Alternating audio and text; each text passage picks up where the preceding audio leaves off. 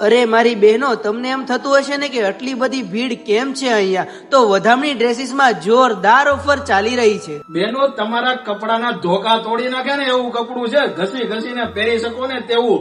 અને અમારે ત્યાંથી 550 થી ચાલુ થશે ડ્રેસ મટીરિયલ અને 2500-3000 સુધી મળી જવાનું છે બેનો. હા મારી બહેનો, તમે એકદમ સાચું સાંભળ્યું છે.